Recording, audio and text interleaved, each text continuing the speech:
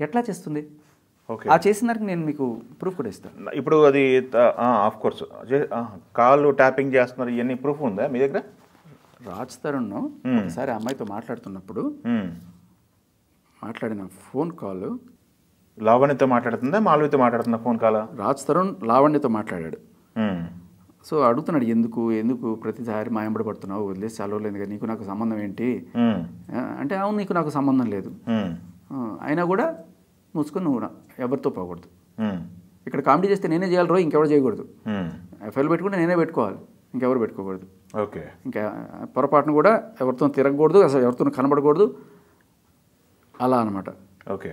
So దాంట్లో మీకు ఎట్లా తెలిసిందండి అది కాల్ రికార్డింగ్ అవుతుందని? కాల్ రికార్డింగ్ కాదు, కాల్ ట్రాప్ అవుతుంది. కాల్ డీటెయిల్స్ అంటే ఎవరికి ఫోన్ చేస్తున్నారు అంటే, ఇప్పుడు ఇందాక కేసులో చెప్పాను కదా, ఒక అమ్మాయిని డ్రగ్స్కి అలవాటు చేసి అతన్ని ఒక డ్రగ్ పెడ్లర్ తోటి పడుకోబెట్టి, కావాలంటే బీపీ వేసుకోండి, పడుకోబెట్టడం అనేది బూత్ అనుకుంటే, ఆ వీడియో రికార్డ్ చేసి ఆ అమ్మాయిని బ్లాక్మెయిల్ చేసి ఏకంగా ఆ అమ్మాయి వాళ్ళ నాన్నకే ఆ వీడియో పంపించి, ఆ శాడిజం చూడండి, అలా చేసింది. ఆ అమ్మాయి వాళ్ళ నాన్న ఎక్కడో విదేశాల్లో ఉంటారు వాళ్ళు, వాళ్ళ కాల్ డీటెయిల్స్, అమ్మాయి వాళ్ళ నాన్న నెంబర్ ఈ అమ్మాయికి ఎట్లా తెలుస్తుంది? సో వాళ్ళ కాల్ డీటెయిల్స్ ఇవన్నీ తీసుకోవడానికి ఒకడు ఉంటాడు పోలీసుల డిపార్ట్మెంట్లో, దీనికి హెల్ప్ చేయడానికి. ప్రతి చోట ఇలాంటి వాళ్ళు ఉంటారు, మీడియాలో కూడా ఉంటారు ఇలాంటి వాళ్ళని ఎంకరేజ్ చేయడానికి. ఓకే. సో మీకు వినిపిస్తావేనండి. నీకు ఇప్పుడు మాల్వి వాళ్ళ పేరెంట్స్ నెంబర్ ఎలా దొరికింది? ఎందుకు అడుగుతున్నా, చెప్పు. Call list.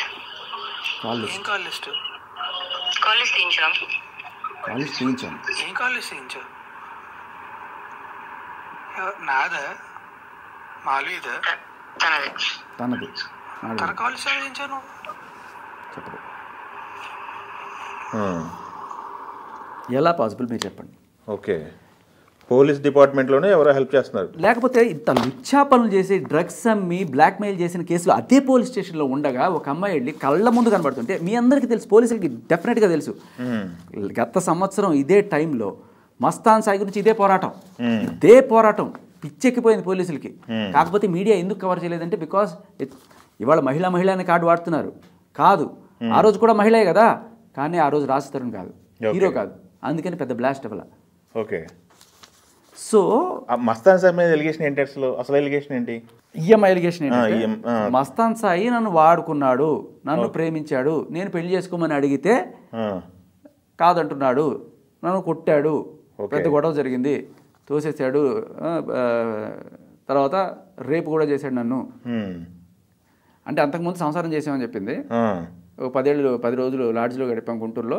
11వ రోజు నేను పెళ్లి చేసుకోమని అడిగినప్పుడు నన్ను కొట్టాడు, హింసించాడు, బ్రోటల్లీ. అది బేసికలీ ఈ అమ్మాయి బూతుల పారం మనందరికి ఒకసారి విన్నారు కదా, అది ఇంటే ఏ మగాడికైనా సర్రమంటది. రాజ్ తరుణ్ నిజంగా ఇంత మహానుభావుడు మగ జాతిలో ఉంటాడో లేదో కూడా నాకు తెలియదు. అంత అన్నా కూడా తిడుతున్నా కొడుతున్నా పడ్డాడు. మస్తాన్ సాయి అలాగే మండింది. మీకు వినిపిస్తాను, రాజ్ తరుణ్ వయసు కొట్టకు చెయ్యెత్తకు,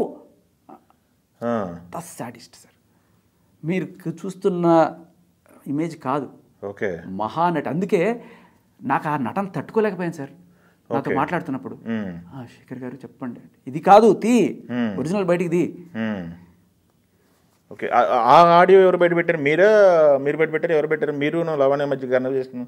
ఆవిడే. ఓకే, ఆవిడే బయట పెట్టుకుంది. అంటే దాంట్లో కూడా తర్వాత నేను విన్నప్పుడు ఏదో మా వర్కరు బన్నీ ఏదో మా వర్కర్తో మాట్లాడారు మీరు అంది. నీ వర్కర్ ఎవరు నాకు తెలియదు, బట్ నా రికార్డులో అది లేదు కనీసం. నేను క్రాస్ చెక్ చేసుకుంటా, ఏంటిది ఏమైనా ఎడిట్ చేసి ఎక్కిచ్చారా, ఆర్ నీ ప్లాట్ నాకు అర్థం. సరే పెట్టుకో, ఏదైనా చేసుకో. Literally you want do what ever you want. ఒక్కసారైనా మీకు కాల్ చేసిన లావణ్య తర్వాత అంతకుముందే కొంతమంది విలేకరులని నా నంబర్ అడిగినట్టుగా నాకు తెలిసింది. అలా అడిగినప్పుడు వాళ్ళు అడిగారు మీ నెంబర్ ఇమ్మంటారా అని.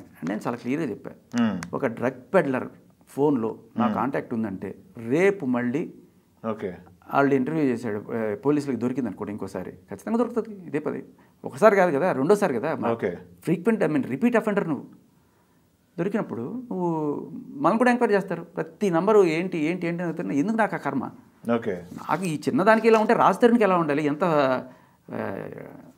అవమానంగా ఉంటుంది కదా, భయంగా ఉంటుంది కదా. రేపు ఎవడొస్తాడో, ఏ ఇంటర్వ్యూలు చేస్తారో, నన్ను ఏ ఇంట్రాగేషన్ ఉంటుందో పోలీసులతో అని చెప్పి అనుకుంటారు కదా. దీనికోసమే డ్రగ్స్ సప్లై చేస్తుందేమో. కాదు, అప్పుడు డ్రగ్స్లో పట్టుబడినప్పుడు రాజధాని బయటకు వచ్చి కనీసం చెప్పలేదు, లేకపోతే హెల్ప్ చేయలేదు, నన్ను అన్యాయంగా తీసుకెళ్తే 11 సంవత్సరాలు తనతో ఉన్న అమ్మాయిని పోలీసులు అరెస్ట్ చేసి తీసుకెళ్తే కనీసం ఎంక్వైరీ చేయటం కానీ కనీసం తనను బయటకు తీసుకొచ్చే ప్రయత్నం కూడా చేయలేదు. అవును సార్, రాజతరుణ్ రోజు వేగిపోయేది అదే కదా. ఇది చచ్చిపోతున్నాను, డ్రగ్స్ ఆపు అని చెప్తుంటే వినకపోతే ఒకనొక రోజు నువ్వు పోలీసులు పట్టుకెళ్తే ఏం చేయాలి? అప్పుడు కూడా పోలీసుల దగ్గర నుంచి విడిపించాలా? రాజధానికి రోజు జరుగుతున్న సన్మానం మీరు చూశారు. అలాంటి అమ్మాయిని ఎవరన్నా సరే వదిలించుకోవాలని అనుకుంటారు. దేవుడి దయ వల్ల ఆమె ఇరుక్కుంది, అంతకన్నా ఏం కావాలి? ఇంకా అప్పుడు కూడా రాలేదు, నేను కాలుతో కొడుతుంటా, తిడుతుంటా, బూతులు తిడుతుంటా, అయినా కూడా నేను ఇరుక్కుంటే నువ్వు వచ్చి నన్ను కాపాడాలా? దరిద్రం వదిలిపోయింది అనుకుని ఉంటాడు, కానీ మళ్ళీ తగులుకుంది వచ్చి. ఎందుకు? ఇప్పుడు రెట్టించిన ఖర్చు అనమాట. నేను వెళ్తే నువ్వు పట్టించుకోవా, ఇప్పుడు నీ సంగతి చూస్తా. అది కూడా కాదు, బేసిక్లీ ఆ డ్రగ్ కేసు నుంచి తప్పించుకోవడం. దాని నుంచి బయటపడేసే వరకు రాజధానిని బేసికలీ డ్రగ్ ఎందుకు చేసావు, ఎందుకు అమ్మావు అంటే, నాకు అసలు నేను శుద్ధపోసినాయి అంటే. మరి ఇంతకుముందు వరలక్ష్మి కేసులో అప్పుడు కూడా ఇరికిచ్చారు. అప్పుడు ఎవరు ఇరికిచ్చారు? రాజధాని కాకపోతే ఇంకెవరైనా ఇరికిచ్చారు? ఇంకో హీరో ఇరికిచ్చాడా? సో 2 కేసులో రాజధాని ఇరికిచ్చేశాడు. రాజధాని ఇరికిచ్చేసి ఎందుకంటే ఇది ఇప్పుడు మాల్వి మల్హోత్రా కాదనమాట. సరే, వాళ్ళిద్దరికి మధ్య ఉందో లేదో, రాజధాని కూడా చాలా సరే మాల్వి టాపిక్ వచ్చింది కాబట్టి మాల్వికి సంబంధించిన వాట్సాప్ చాట్ మొత్తం కూడా బయటకు వచ్చింది. దాంట్లో గాంజా అని చెప్పేసి ఒకటి ఉంది. దాని తర్వాత వాళ్ళు ప్రపోజ్ చేసుకున్న స్క్రీన్ షాట్లు బయటకు వచ్చినాయి. వాళ్ళిద్దరి మధ్యలో తను యాక్సెప్ట్ చేసిన స్క్రీన్ షాట్లు అని చెప్పేసి బయటకు వచ్చేసినాయి. మాల్వి వల్లనే, ఈ తిరగబడరా స్వామి అనే సినిమా వల్లనే నా జీవితంలో నాశనం అయిపోయిందని చెప్పి తను క్లెయిమ్ చేస్తుంది. లేకపోతే నా రాజు నాతో ఉండేవాడు.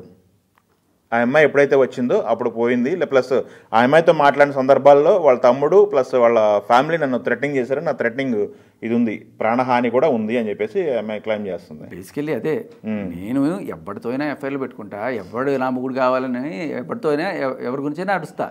కానీ అవతల వాళ్ళు మాత్రం నేను ఎవరితో పోయినా అక్కడే పడి ఉండాలి తిరిగి. ఇప్పుడు మస్తాన్ సాయి తోటో లేకపోతే చింటూ తోటో ఇంకెవరితోనే పోవచ్చు నువ్వు, వాడు నా మొగుడని పోలీసులు కేసులు పెట్టచ్చు.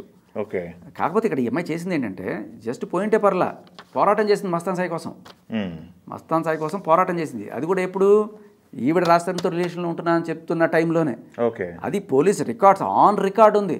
ఎంత దరిద్రం అంటే సార్, అంటే ఇప్పుడు ఎంత పచ్చిగా బొంకడం అంటే ఇది.